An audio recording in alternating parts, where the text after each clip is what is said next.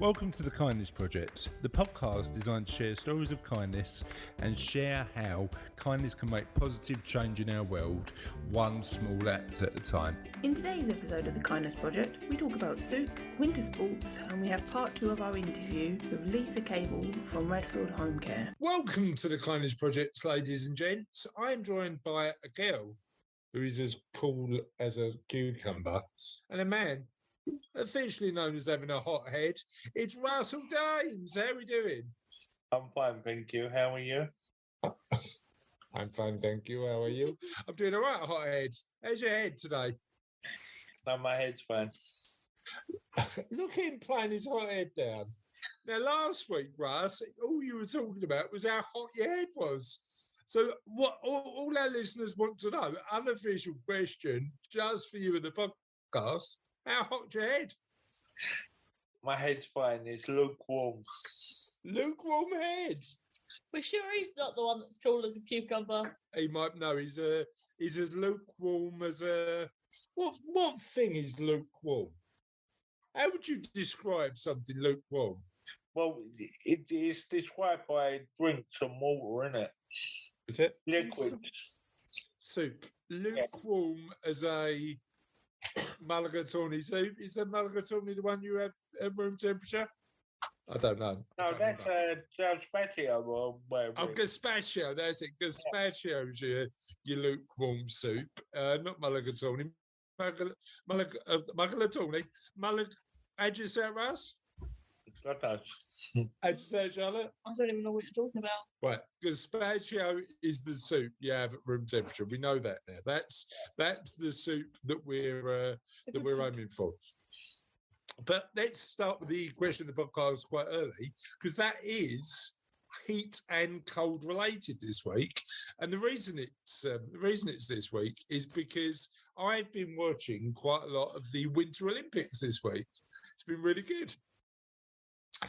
But I was telling Charlotte about the snowboarding, and what did you say? Got bad taste in winter sports. Now, what is the matter with the snowboarding, Russ?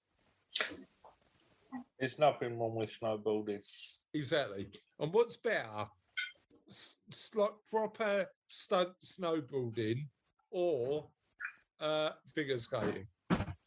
Figure skating. Your opinion? I like a bit of figure skating. See?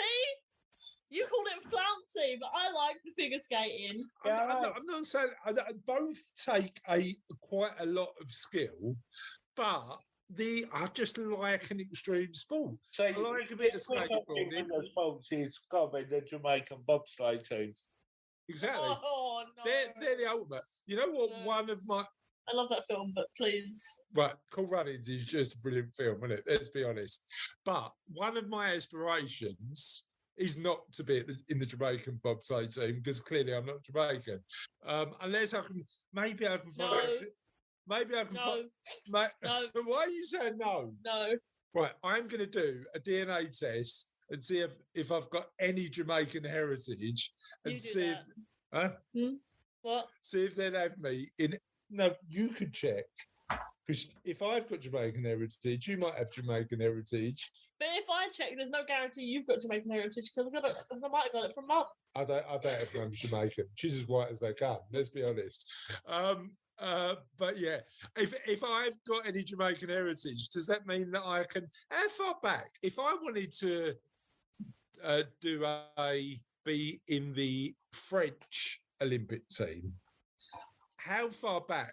I think it'd have to be immediate. It's two grandparents. It's two grandparents, is it? So for international football, Yeah. you can play for a foreign team, even though you're British, if two back of your grandparents was that nationality. And if the same applies to Olympic sport, there's no way I'm getting in the Jamaican bobsleigh team. If either of us could play football any good, we could have played for Belgium, Germany, or France. I know, that's amazing. Shame that we're both absolutely rubbish at football, Russ. Yeah, isn't it? I mean that was an aspiration that was never going to happen. But I am one of the things that is genuinely on my bucket list, and I know you can do it, is just go down a bobsleigh course. I don't want to go at like any sort of Olympic time or super fast speed, but just hurtling down a bobsleigh course sounds like a laugh. I What don't do you think reckon, Russ? I don't think they come with the option to slow down or anything. So you go at the speed they want to go at. Yeah, but I wouldn't make it go any faster. I wounn't be going for a run up. Put it that way. I'd be just no, definitely not. Anyway, the question of the podcast. Thanks for your engagement, you two. You're a bit quiet tonight. You're Sorry, I don't engage with people who are. No, I'm just kidding. what? You don't engage with what? I don't engage with people who like that. No, I'm just kidding. Don't engage with people who call my favourite winter sports flouncy. Well, it is a bit flouncy, isn't it? There's an element of on ice skate. There is an element of flounce. Would you agree, Russ? Would you describe ice skating as flouncy? No. Oh, that's that done. Really? I think that takes a lot of skill to get on the ice and jump around and. It takes a lot of skill to skate full stop. I can't do it. Yeah. I always do when I skate. I always do that thing where you got it's like you're running just to keep balance, and then I've only ever been once, and I held on to the side all the time. I went for an hour and a half, and I fell 17 times. 17 times in an hour and a half. What did you ever fall, Rose, when you went? No. I can't close to it. He didn't have the chance. He didn't let go of the sides. That's it. Did your hot head melt the ice in any way? No? Is that enough? Okay. So the question of the podcast, ladies and gents, based on our bizarre conversation about winter sports, is what's your favourite winter sport? You know, do you agree with me and think that snowboarding is amazing? Do you like a bit of skiing? Do you like something else? What is your favourite winter sport? And you can get in touch with us in the following ways. On Twitter, we're at Ola Kindness. On Facebook, if you type the Kindness Project into the search bar, we'll eventually come up, although it should be right at the top. If you go into the Google machine and you type the Kindness Project podcast, we should come up top, if I remember correctly. If you want to go directly to our email, it's www.kindnessproject.co.uk. Nope, that's directly to the website. And then I meant Ola at thekindnessproject.co.uk. That's the email. She just completely lost it now. But everything you need to know is on the website, www.thekindnessproject.co.uk, including every single episode we've ever recorded. How many are we up to now, Russ? 215. 215 episodes we've done. So if you like interviews with amazing people doing great stuff in the world, interspersed with a bit of drivel about hotheads, gherkins, bananas, what else we spoke about? Barry's, Beryl, people call Barry and Beryl. You know, over that 215 episodes, there is a lot of nonsensical waffle. Feel free to take a look at the website. There's a lot there. Russ, did you want to say something? You unmuted there. No, I was just thinking about the Buster Cranham. Oh yeah, that was a classic episode. That was proper random. Yeah, and Russ gets to. I mean, what I do feel for you, Russ, because literally you have listened to every single episode multiple times. I have. What have you done to deserve that? Eh? So I answered the phone. That was my first mistake. You should have just. You know what? I made the suggestion last time, Russ. If your head was in an ice bucket when that phone rang and you hadn't picked it up, you might not be the esteemed producer of the Kindness Project. No, you most likely would have called back. Yeah. All right. Sophie asked a really interesting question, Russ. Yeah, go ahead. Would your hot head be cooler or the ice melt first? My hot head would be cooler. That's not fun. Sophie's not impressed by that. Anyway, let's move on to kindness news. And the first piece of kindness news I've got today is oil donation means that Wiltshire family can heat home. Go on in, Charlotte. A wheelchair man is able to heat his home after an anonymous Good Samaritan donated 500 litres of oil. Harry Lave, 36, told the BBC, despite him and his wife Kitty both working, rising energy bills meant they could not afford to heat their home in Crickdale. This was in late January. Since the interview last week, an oil tanker arrived at Mr. Lay's home and delivered the family heating oil. He said it's remarkable, and for us it means that we put the heating on and not have to worry. Mr. Lay said the family is still being frugal with the oil and hope it will last them for several months. Speaking to BBC Radio Wiltshire, he explained delivery was out of the blue and was completely unexpected. We still to this day don't know who it was he added. It's a fantastic feeling. We're so grateful and hopeful. Hopefully one day we can pay that forward. And return the favour to somebody else. Mr. Lay said his motivation for talking publicly about a situation was not to plead poverty, but to highlight that many people are in the same position. Since the donation, he had decided to campaign to try and make a difference for other people. That's really important for me. He added, my plea to the Prime Minister Boris Johnson and to the government is to please come up with a deal that is mutually beneficial to everyone. Because there are so many people out there who are going to be affected. People with children, the elderly, people with mental health and physical disabilities. These are the people that we still need to be looking at. And you know what? I think what's really interesting is the fact that as the cost of living goes up, including energy prices in a big way, I actually agree. I think a lot more people are going to be in this position, and we need to do what we can as a society to see how we can potentially help. Yeah, don't we? What can we do? What can we do as a society? I don't know. No. We're out of ideas here, Russ. What do you reckon we could do? No, I'm all out of ideas. Well, I'll tell you one thing Boris could do. Stop having parties and sort this mess out. That's one of the things. Oh, we don't mean to get political. No, we're not getting political. Right, and let's move on to the next part of the show, which is the second part of our interview with the amazing Lisa Cable. Lisa and I talked about all things business, all things doing good in business, and why kindness and values are at the heart of everything she does. Let's take a listen. I think we've had this conversation before about that alignment between values and business, because I've worked for organisations where larger organisations where it was just that values on a wall. When you go, well, actually, the behaviour of the people running that business weren't aligned to those values, and it felt a bit hollow.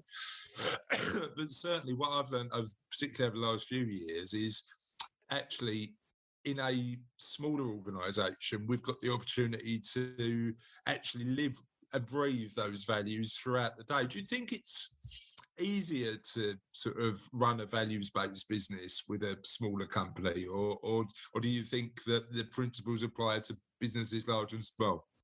I think for a small business, it's easier probably to communicate those values, because you've ultimately got less people to communicate, less people that work in the organisation, and more people then that sort of see the actions that you take, that live and breathe the values. I think we have talked about this before. I've worked for an asset management firm, the company I mentioned earlier, for 20 years, since I was 16. And you haven't got to rub it in. All right, I know I look old. But they were a very values-led organisation. And they lived by their values. They lived by their values. Yeah. Like an example was, they look up, theirs was something like, we look after our employees. It was probably finessed a little bit better than that as a value. But, in the experience when Paul and I were both 21 and his dad passed away, and we both worked at the same place, they just immediately said, what do you need? Have a couple of weeks off. They were so supportive. They helped, just involved in like the legal stuff that really wasn't something that they needed to get involved with. But they helped. They helped and they supported us. And I think they saw us as sort of young people as well at that age that needed that support. And I think that they're the times that when, the values really come into play. Really? Yeah. Paul still works there now. And I dread to think how long he's worked there, probably 25 years, I want to say. He started when he was 16 as well. Rub it in. He started when he was 18. But he's worked there a long time. And I think, a lot of the people that work there have worked there a long time. And I think it's because they say these are our values, they live by the values, and therefore people know where they stand and they like what they stand Consistency, for. right? Yeah, and I've got examples even for me and for Paul across those years that we've worked there where those values repeatedly, come out. And he's fortunate now that they take a great view on kind of work-life balance, and he does a couple of days from home. And but you hear other people being very cynical about why their organisations make decisions, but you're never cynical about their reasoning. They are who they are, and they kind of live by those values. So I think it can be done with bigger organisations. I guess it's harder. It'll be a bit more difficult, but yeah. But I think having worked there and I think it just reinforced me the importance of working in a values-based company, whatever you do, and then kind of sticking to and living by. I agree. Just a good. And I think one of the key components, as you say, is just down to the people you recruit. Do they share those underlying values? Because I think, and again, I've made plenty of mistakes as a business owner, but one of the major mistakes I've made is recruiting people who didn't share some of those underlying values. So they're coming to work every day, actually driving the business in a different direction because they're not aligned to what we're trying to achieve in terms of values. Yeah. Yeah. I think people are so important to your business as well. So that they are they are the business, aren't they? Certainly what we do. They are 100%. Ultimately the business. Yeah, 100%. Now, what I love about your firm, and I think it comes across really well, is I think sometimes perceptions of care is somebody coming in and doing the minimum level to make sure that individual's okay. But what you do is actually focus on not only what they need to be cared for, but the way in my head, the way that I explain it to myself is not only sort of quality of care, but also quality of life and doing some of the stuff that people are really going to enjoy and create memories from. So talk to me a little bit about the work you do there. So I think for us, it's about just seeing the person as a person. I think care traditionally has been about a list of tasks that need to be done when you go in to visit somebody. Yeah. And I think for us, it's just saying to people, these are people that we look after and we support. Yeah. And aging is a really hard thing for people, isn't it? Because they have got this identity that they've had throughout their life. And as you get older, it's a bit of an insult to that identity. You can't do the things that you used to be able to do. You can't, you're just not that person in certain aspects of your life. But I know, even at my age. I think you don't feel any differently, I don't think, sometimes in your own head. And so I had a conversation with my dad about this the other day, and he said to me, so my dad's 73, and he said, I still feel like I'm 22. Yeah. But physically, it's just though, I can't do what I might want to do. Yeah, so I think it's about trying to understand the person as they are now, because you can't obviously ignore the fact that there may be some sort of challenges that they've got, but then also trying to understand the person that they were, what's important to them, asking questions, what, a bit like you asked me, what is your most kind of important relationship? Like, how would you describe yourself? And I think kind of just trying to ask people those types of things, or asking their families what they are. Looking around their house, you can see typically, photos, and it's just trying to engage with those people in a level that is, yes, you're doing those human. Tasks, you're doing it. Yeah, it's human. It's about the connection. And sometimes you can undervalue small interactions. So when you go in and you smile, that's a really big thing. It can be simple things like knowing what music somebody likes and kind of playing that in the background. It's just, I think, just looking at them as a person. And sometimes you can do really big things for people, like, I don't know, take them out and do things kind of like that but often it is the small things that really kind of make the difference for people. And I suppose it's about personal connection, because we've lived in a world over the last couple of years where personal connection, because of COVID, has been limited, and just bringing that personal connection back is really important, right? Yeah, and I think everything to me, in the way that I am, I think, and that is probably the most important aspect of what we do is about that human connection. Like, we're social beings, right? Human connection is an answer to kind of deal with a lot of the problems that kind of exist, and conversations and relationships. And so for us, it manifests itself in, once we know that a client and a carer have got a great connection, it's just trying to provide as many opportunities for that carer to be with that client, because I think that obviously really helps, because it's also about familiarity, isn't it? And, connections built over periods of time. It's not something that happens almost. It's a relationship, isn't it? It's a relationship. And I think that it's also important to not be false with people when it's just about, I guess, kind of showing up in a really genuine way with people. And it really does come down to, and I probably keep saying the same words, but it's about that person and trying to understand them. Not a task, a human being that you're helping.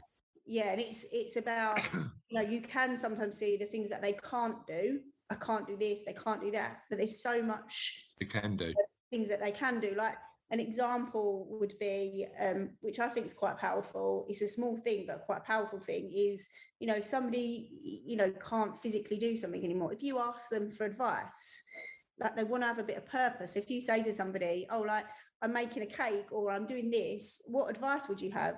How do I start? What do I need to do? And actually finding out what things, in ways they could perhaps help you by giving you advice, I think helps reinforce their kind of identity, their purpose. And that's really important for people, because as you get older, that 100%. Loss of purpose, and you mentioned it with Russ earlier, when your mum passed away, it's that feeling that someone's lost a purpose.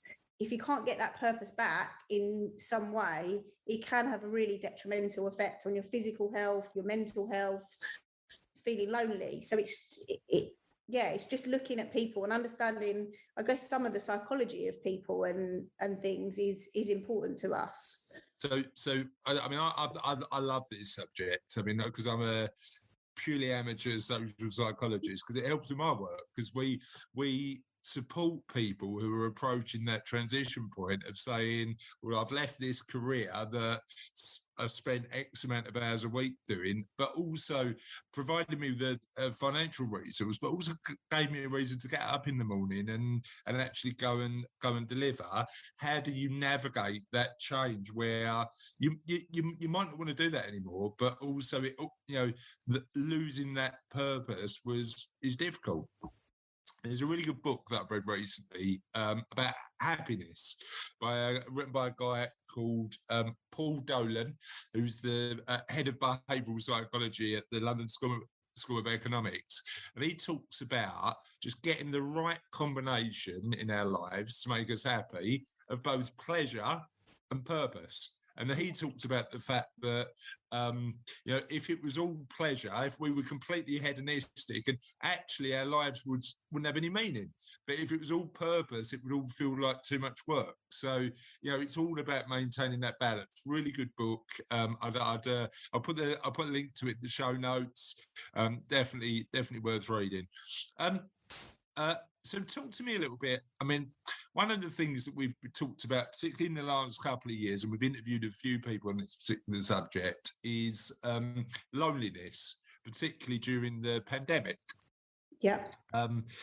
Now, I'd imagine that you've had clients who have suffered from loneliness because they've not been able to have that human connection. Tell us a little bit about what you've done to support that, but also your thoughts and feelings on how you can best help members of our community and to deal with that.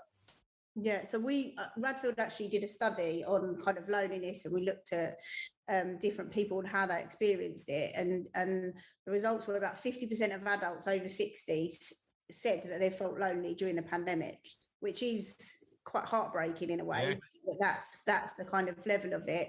And like we said, obviously it has the profound impact on like people's physical health as well as the mental health, and ultimately it can impact life expectancy as well. So it's not something that we can kind of ignore.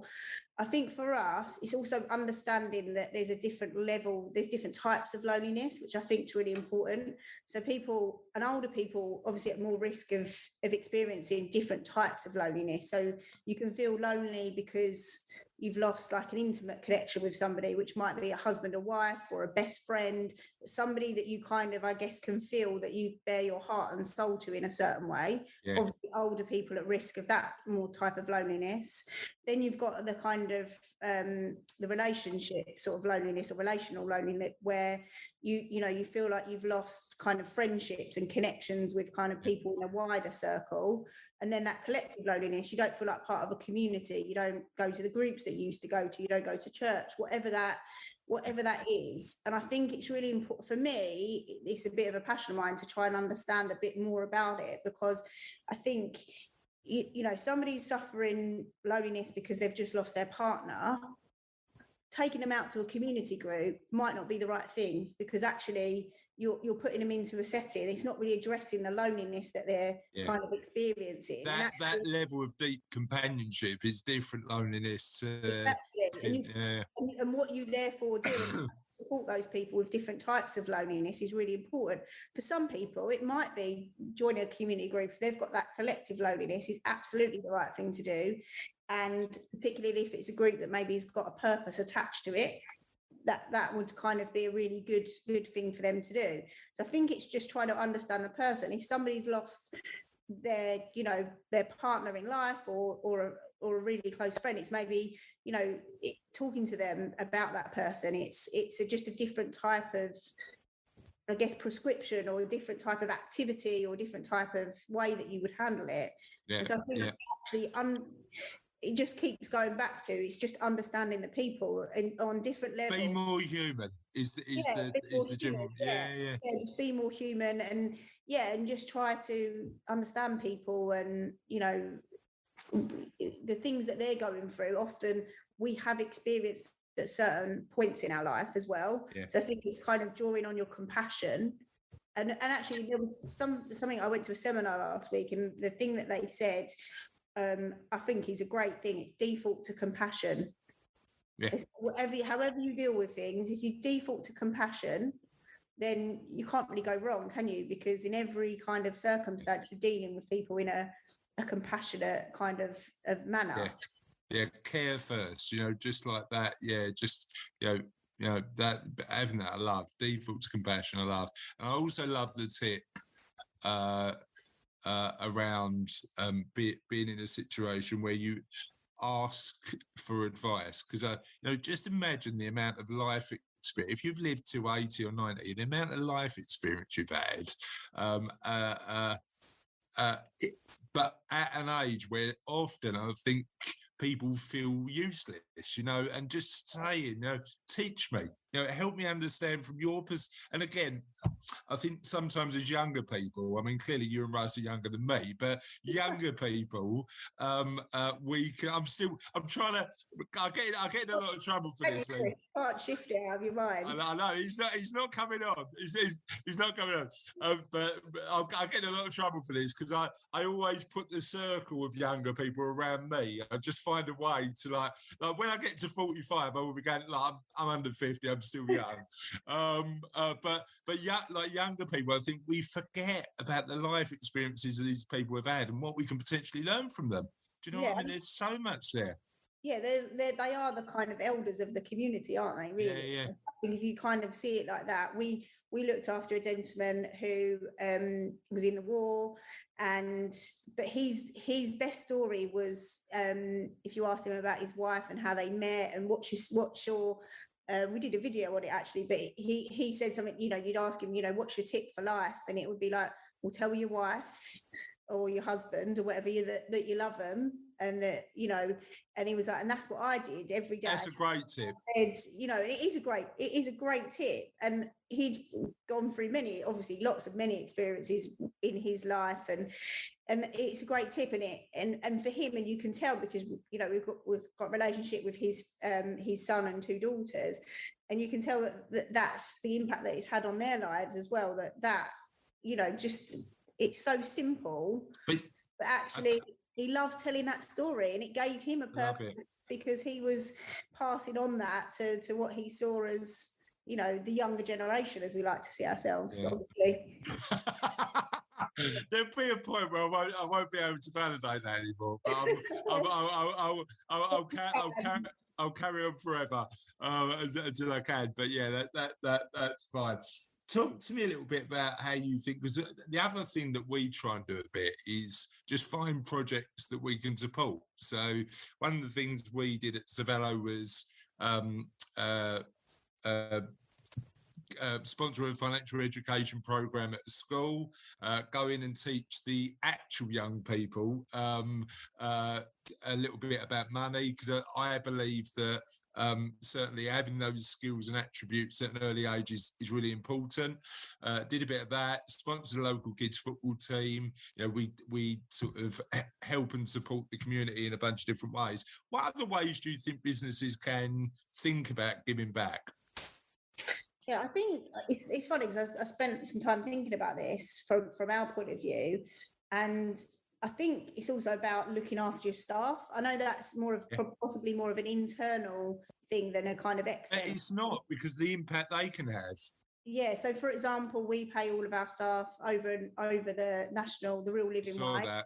The new thing, that's been kind of a new thing. The new rates have been announced this week. That's really important to us because it's saying that we appreciate what you do and we pay at a rate in which that represents a kind of real living situation, rather than looking at, you know, say the minimum wage. That's really, really important to us. And I think there's more we can do with staff. It's a, you know, that's kind of a building block, I guess, as kind of a starting point for us. But it's a really important one. So we did a similar sort of thing because we've just recently recruited via the Kickstart scheme. Oh yeah. So we got funded up to the national minimum wage. And we didn't feel that was enough of an income to even for a young person to start with that. So we added, I think it was £2.50 an hour onto that, so that they had a sort of thing. And I suppose there's a lot you can do to just show you care with the staff. So I started to cycle to work, and Herv, who worked with me, I said, look, you know, I've done that through the business. If you want us to get a cycle to work scheme for you, quite easily add it on, and now he's cycling into work. But the weird thing is, I just didn't have time to go out and buy a helmet for the first couple of days of cycle to work, and Cassie told me off about not having a helmet. So she came in and she'd got both Herv and a helmet, and that sort of it feels really personal, but it's because she cares. Do you know what I mean? It's that sort of element of like, I want to make sure you're okay. So it's an interesting one.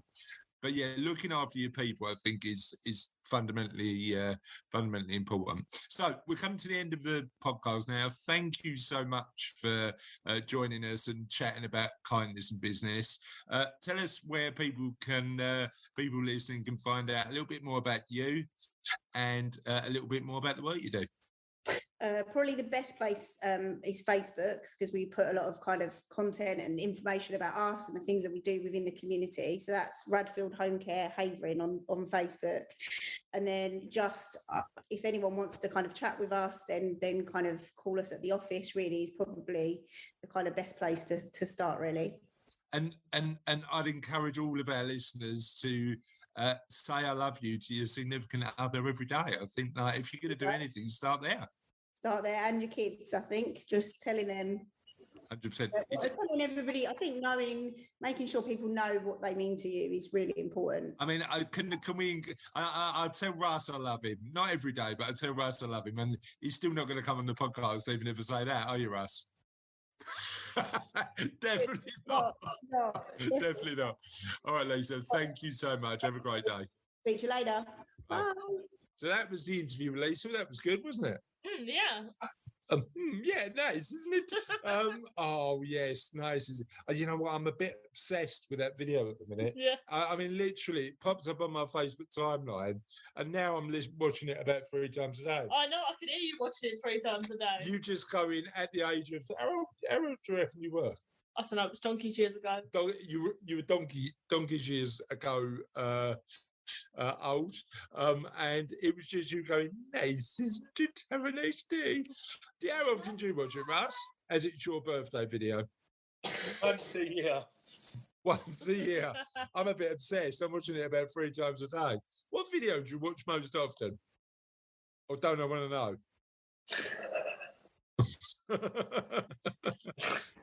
What video do you watch most often? I watch a lot of tech videos and that sort of stuff. So Tech video. Techno. no, not techno, tech. All right. Okay. Fair enough. And on that note, 'tis the end. No, 'tis the end of another podcast. The end is never really the end because the end is always the beginning of something entirely new. And on that, it was that in aid of us going to Scotland next week.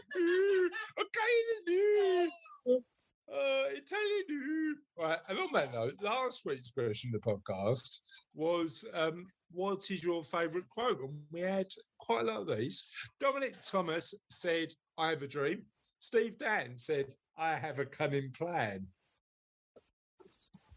Russell Dames said, Charlotte's completely ignoring the notes. Russell Dames said, if I've seen further, it is by standing on the shoulders of giants. Mark Bartley said, it was an awful big adventure. Neil Page said, can I have 2? Both from Carl Jung. Your vision will only become clear only when you look into your own heart. Who looks outside dreams? Who looks inside awaits?